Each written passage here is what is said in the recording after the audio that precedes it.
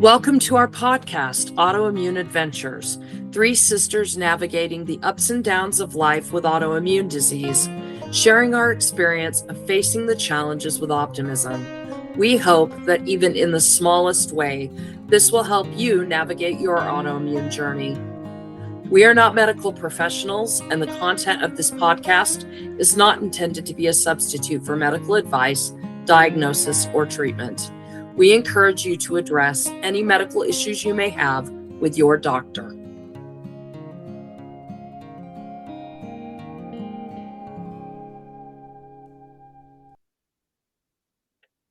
Welcome to Autoimmune Adventures. Today, we're diving deep into one of the most common and debilitating symptoms of autoimmune disease, fatigue. Whether you're struggling with chronic exhaustion or experiencing sudden energy crashes, you're not alone.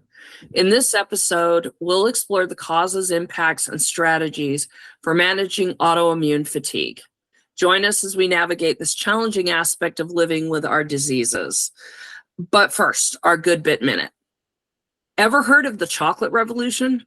Apparently, scientists in Switzerland figured out how to turn the whole cocoa bean pod into a sugary syrup. That's right, no more throwing away the good stuff. Not only is it reducing waste and helping farmers, but it also means that we can have chocolate without all of the added sugar. Talk about a win-win. It might be a bit pricier right now because of those pesky sugar subsidies, but hey, it's worth it for a guilt-free chocolate fix. Chocolate is my favorite means of reducing fatigue. I love it. So the prevalence of fatigue and autoimmune disease is very widely experienced. I think that's probably the most common symptom experienced by individuals that have autoimmune disease. I know that was absolutely my first symptom that I noticed because after I would have my kids, I would usually rebound within a few weeks' time. And then after my fourth pregnancy, I didn't rebound. I was so tired all the time. And that was when really my symptoms set in. Fatigue was definitely the hallmark of autoimmune disease in my case. But studies have shown that a significant majority of people with autoimmune conditions report experiencing fatigue very regularly. It's just a part of their life. And the severity of that fatigue can vary greatly among those individuals. It can fluctuate over time. There were random days, and there still are random days where I have no fatigue and I feel like I'm invincible and I want to try and do all the things. And we know that that's not going to end well. But so I don't want it to sound hopeless, but chances are extremely high that if you have autoimmune disease, you're going to be fighting with fatigue pretty regularly. So we're going to talk about how that impacts our lives and how we try to work through it. So all of us that have autoimmune diseases have probably seen just what kind of an impact that chronic fatigue has on us. It can significantly interfere with even some of the smallest daily activities, making it difficult to work, socialize, and maintain a normal routine. I think a lot of us that work full-time jobs or sometimes even part-time jobs feel like that's sometimes all you can give in a day, and you're exhausted when you come home, and it's hard to have something left for yourself and your family. Fatigue can lead to feelings of isolation, frustration, and depression. I know recently I've had some friends that have wanted to go out and do some activities. I have lupus, that's a little challenging. And fortunately, I have enough of a group of people with my sisters and other people that I don't feel completely isolated, but it does feel frustrating and sad when things that I used to love to do are things that I just am too tired to do. And so we need to recognize that. And like Alysia said, when we're having a good day, try to do some of those things. Try to have fun, but not overdo it, because then you're going to be paying for it the next day. The impact of fatigue on relationships, productivity, and overall quality of life can be substantial. If you haven't realized this yet, you need to understand that the impact of your fatigue because of autoimmune disease is probably going to be the hardest thing for your loved ones to deal with. At least that is the case for me. It's probably the hardest symptom I deal with, I think, for myself personally, but it's the one that impacts my family the most. And that's hard to see. It's really affected every element of my life. I've learned that I have to really gauge where I'm at. And there is an analogy out there that helps us to gauge where we're at. It's called the spoon analogy, and it is credited to Christine Miseradino, and I hope I said that correctly. It's used to describe the limited energy available to individuals with chronic illness. The story goes that she was sitting at lunch with a friend, and a friend asked her what it was like to have an autoimmune disease. She gathered up all the spoons in the area that she could, and she said, you know, some days I have this much energy. And she said, but it takes a spoon to take a shower, and it takes a spoon to get breakfast ready. And she kind of uses this analogy to explain that we have a limited amount of energy that is given to us. And some days we have more spoons, and other days we don't have enough spoons. And because we have a finite number of spoons to use throughout the day, our energy levels fluctuate on the daily. And autoimmune people have fewer spoons than a healthy individual does.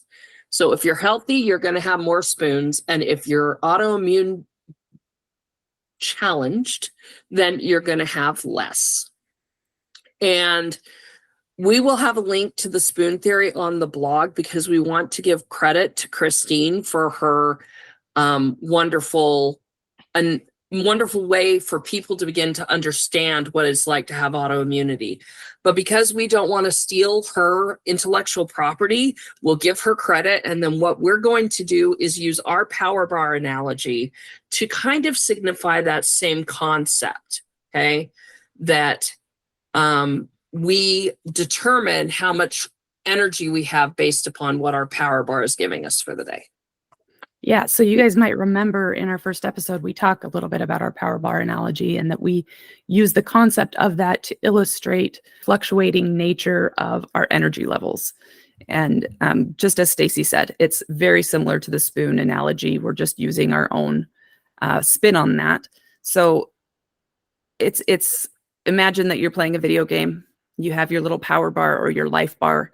Some days it's going to be full and you're going to be able to bust out so many things. You're just going to have tasks that you can check off your list. And then other days, your power bar might be a little low.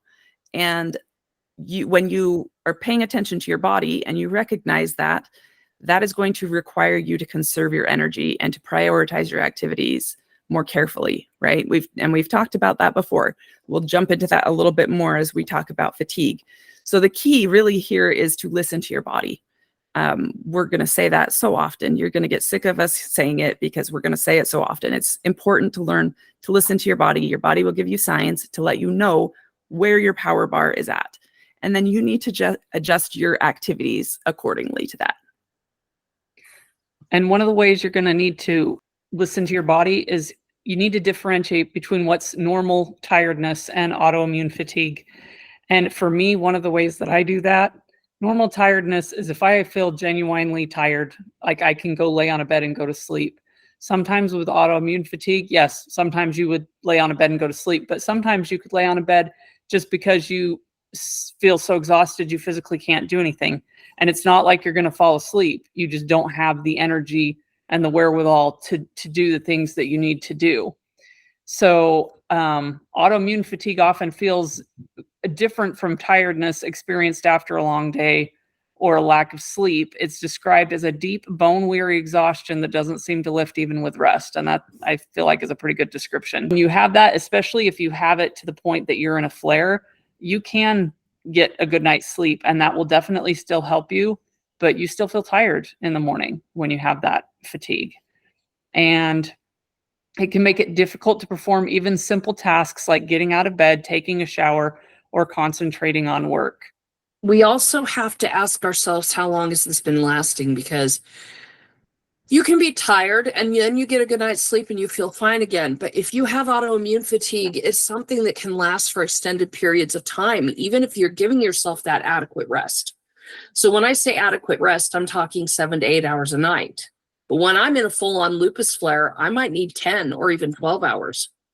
And even when I wake up from sleeping for 10 or 12 hours, I can still be tired. So if I look at like the duration, I'm looking at the fact that this is lasting over a period of time. It's persistent. It's not giving me any space. It's not a temporary thing. It's kind of continuous, days, weeks, sometimes even months. And it's resistant to rest, meaning that even when I do rest, it doesn't go away. Our resistance to rest is existing because of our autoimmunity.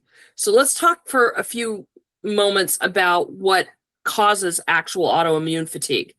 There are a couple of things that are pretty obvious. Impaired immunity. Whether you have autoimmunity or not, anytime you get sick, anytime you're ill, you have that impaired immunity, and that, of course, is going to cause exhaustion. When your body feels like crap, it feels tired. That's really how simple it is. And then if you're not getting good sleep, regardless of whether you have autoimmune disease or not, bad sleep equates to fatigue. We all know that. That's a given. So those are the two things that are really obvious. But there are things that affect autoimmune people specifically. For instance, inflammation. Our chronic inflammation can contribute to fatigue because it depletes our energy and it affects various bodily functions. And if we're in a flare, we are inflamed, and inflammation is going to equate to severe fatigue. That just is part and parcel of how that works. Another big one that impacts people that have autoimmune diseases is hormone imbalances, because a lot of autoimmune diseases affect hormone production, which can lead to fatigue and other symptoms. Hashimoto's is a really great example of this. Yep, for sure. I know that you might not even think about that, hormonal imbalances being something you need to check, but for sure, look into that. Another one is going to be nutrient deficiencies. People with autoimmune disease often have nutrient deficiencies, and that is complicated even more because oftentimes we also have intolerances to many different kinds of foods. So it can be extra difficult to get the nutrients from our food if we have to avoid certain foods. So when you're thinking about, I mean, that leads us into a conversation about nutrition, because that is one of the strategies for managing fatigue. Shocker, it's one of our big six, guys. A healthy diet. That's going to have a huge impact on your energy levels and managing your fatigue. So we've talked about this before, and we're going to talk about it again and again and again. An anti-inflammatory diet has so many benefits, not only for helping your autoimmune symptoms, but specifically for helping fatigue. When you have cut out those processed foods, you are going to notice. I have never talked to a single person who has gone clean eating, like we're talking Whole30 or paleo or just like really clean eating, and they haven't had a huge boost of energy. Have you guys ever talked to somebody who hasn't had that? No. That is a huge, like, gold star for nutrition, in my opinion. It's a huge gold star for a healthy diet. So it is important, though, to identify what your food sensitivities are, and especially if you have more severe allergies. Obviously, those that are celiac need to be avoiding gluten completely, and anybody with autoimmune disease should be really considering eliminating gluten, as we've discussed. But identify your food sensitivities and then start planning an anti-inflammatory diet around that. Another potential cause of fatigue is going to be nutrient deficiencies. It's pretty common with autoimmune conditions to have certain nutrient deficiencies, and they can often lead to fatigue. Those are things that you're really going to have a hard time figuring out unless you can get a doctor to order some tests and figure out what those nutrient deficiencies are. But in the meantime, something you can do to work on that is without going to the doctor, is just focus on getting a really nutrient-rich diet, an anti-inflammatory diet. That is going to be super helpful. When you're eating anti-inflammatory foods, that helps curb your inflammation, which is causing your fatigue, right? So, and we've talked about the benefits of an anti-inflammatory diet before, and how important it is. We've talked about identifying your food sensitivities and eliminating those things from your diet. It's not easy, guys. It's just not an easy thing to do, but it's a reason it's one of our big six. Like, it is such an important staple in improving your quality of life. And nutrient dense foods are going to help you because they will not only support your immune function, but they will give you energy. It's so important to make sure you are getting good protein, omega-3 fatty acids. I think everybody knows the foods we should be avoiding and the foods we should be incorporating into our diet. That's going to have an impact on managing your fatigue for sure. And I think that it's another one of our big six. And like we said, you're going to hear us talk about them all the time, but regular, gentle exercise. If you're already fatigued, you don't want to go out and, do CrossFit or run a marathon or triathlon, whatever. I mean, if you're up for that, awesome. But in most cases, if you're having the exhaustion, you're not going to be up for that.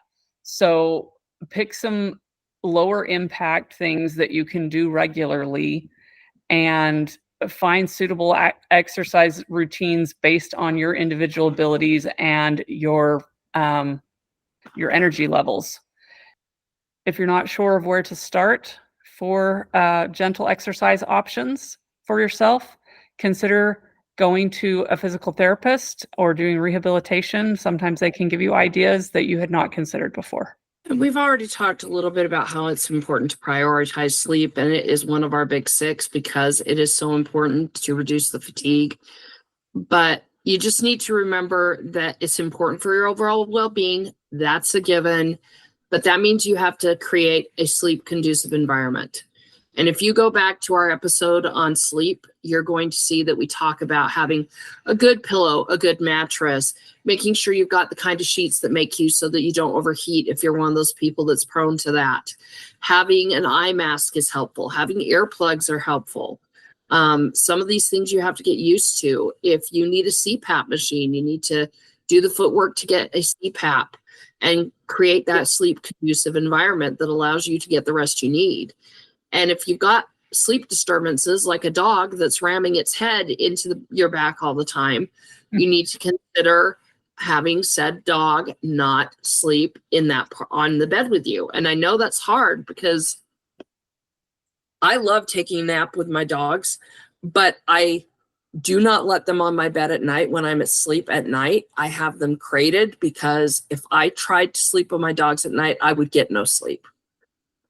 So you've got to have good sleep hygiene practices, have a routine that gets you into that Zen happy space at night, and then manage your stress so that sleep can be a priority and a joy in your life. Another way we can manage our fatigue is by conserving our energy. Back to our little analogy of the power bar, you need to pay close attention to your power bar, which means you need to be paying close attention to your body.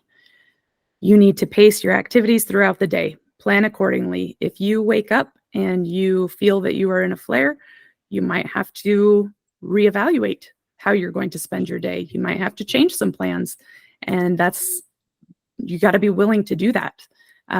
So you can avoid that overexertion and the burnout. And I know this is hard. This is a personal problem for me. If I wake up feeling good, you can bet I'm going to go full bore into that day, and I'm going to try and get so much done, and I'm going to be try to be, so efficient. And I am notorious for overworking myself when I wake up feeling good. So even if you wake up feeling good, I'm not saying don't try to tackle the day. Absolutely try to tackle the day, but pay very close attention as you do so that you're not overexerting yourself. You need to schedule in little rest breaks, even if you don't feel like you need them. That's going to help you feel better. I'm a big fan of naps. If you are blessed enough in your life to take naps, do so, and do so without guilt. And then, like we've talked about before, when it comes to stress management, you need to be willing to designate and delegate, tasks to other people in your home, in your family, in your work. Don't be afraid to ask for help. That's going to help you conserve your energy as well.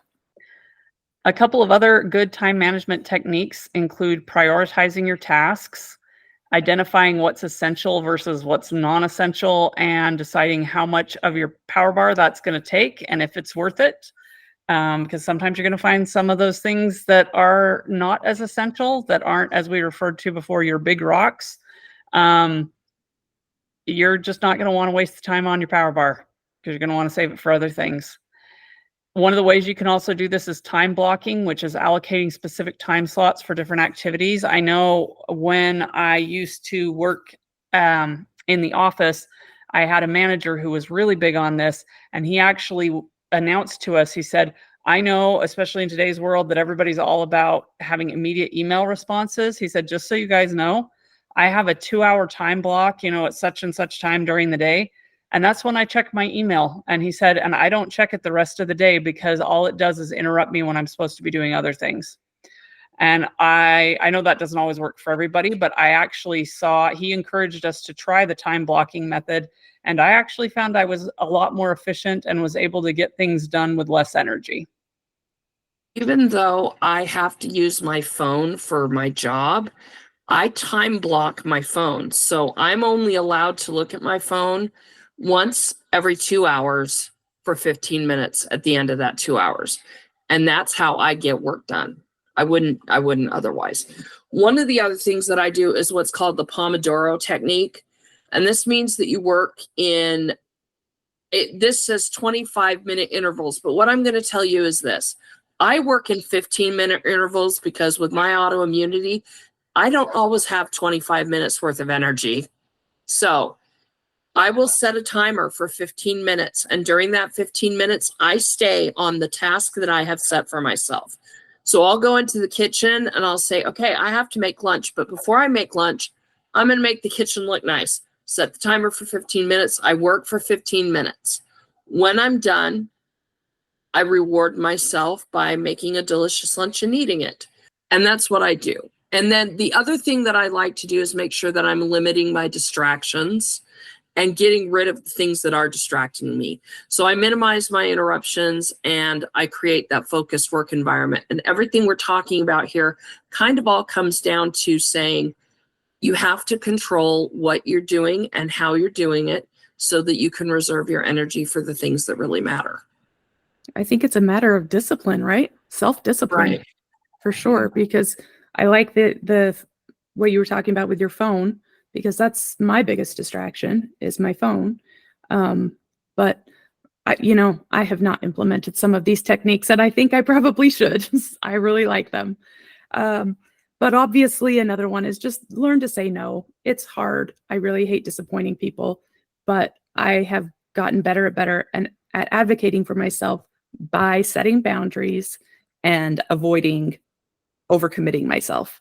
And that requires the willingness to say no to things. Sometimes things that are good and worthy, you still have to say no to because you just don't have the power bar to dedicate to them.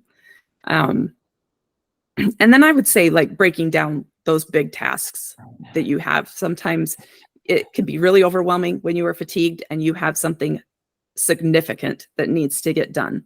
And I would say use the time blocking and the Pomodoro strategy and the prioritizing. Use all of those strategies to take that large task and break it down into smaller, more manageable steps to get it done. Because overwhelm is going to be your best friend if you don't do that.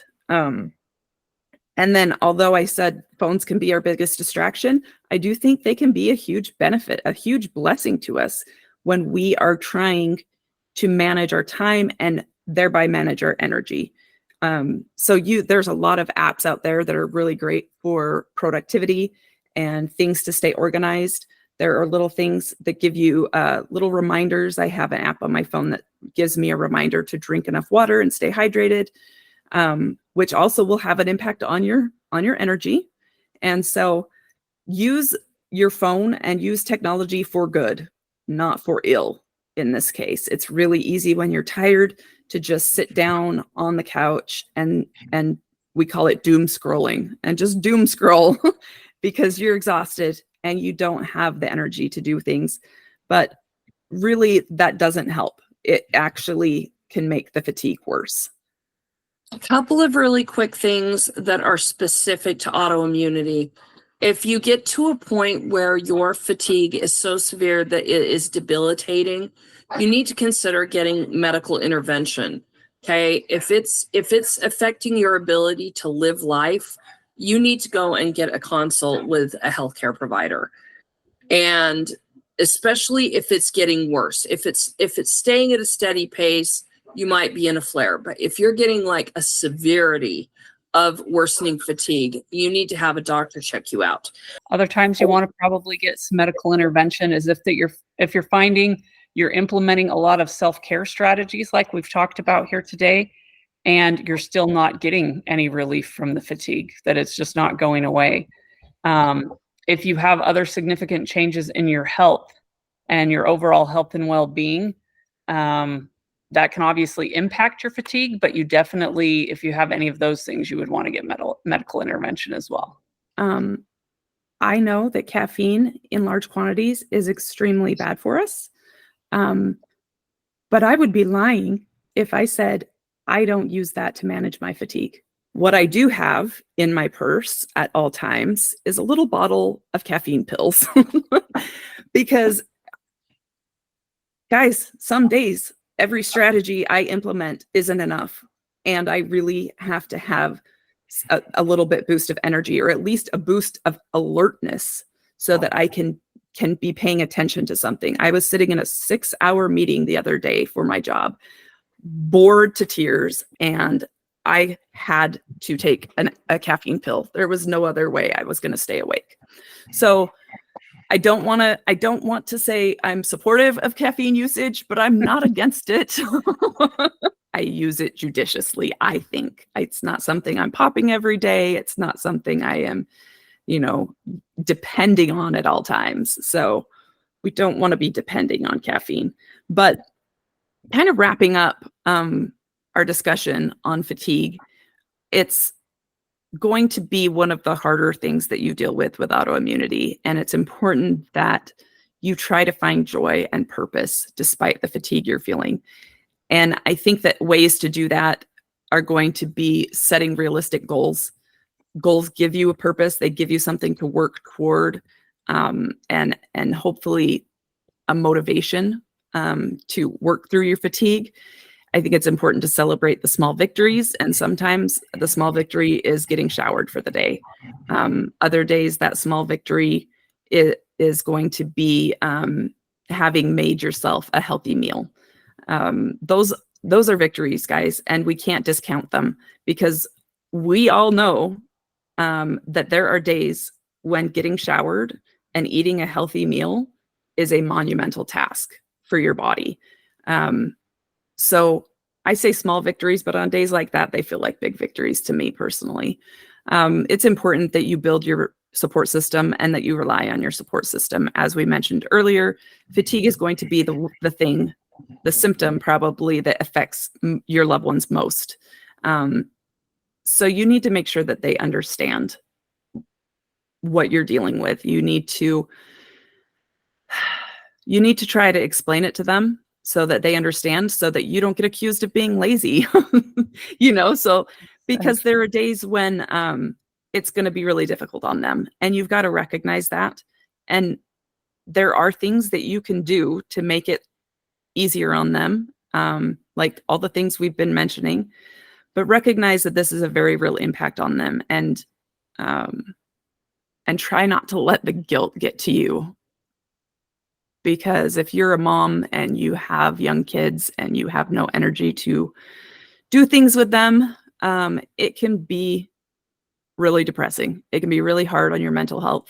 And your mom guilt can be very, very real. And that's not just the case for children. That's the case for spouses and friends. As was mentioned earlier, it's hard to say no to things that you want to do that you just don't have the power bar for. And try to explain in the best way possible. Try to explain to your loved ones, your friends, and your family, and your support system, and help them understand. In the end, fatigue really does feel like a downer, guys, but is it really bad that we have to stop and take a beat and look around and check our surroundings and our environment and our body? Fatigue is just a way your body is trying to communicate with you, right? And I know it's hard to work through, but we can do hard things, guys. There are going to be days where you don't really have the choice to cut out things that are going to demand power from your power bar. There are going to be days where you have to power through, and you're going to be looking for those little energy stores. And if you can't find them, you're going to have to just trudge through that day, slog through that day. It's hard, but you can do it. We all have to do it, and you can, and you're probably going to be better for it. So go have a nap if that's what you need today. We hope you join us next week. And in the meantime, feel free to visit us on our website, leave us comments. We love to hear from you guys. You can find us on Facebook and Instagram and Patreon. We look forward to hearing from you. Remember, you are worthy of joy. Your disease does not define your life. You do.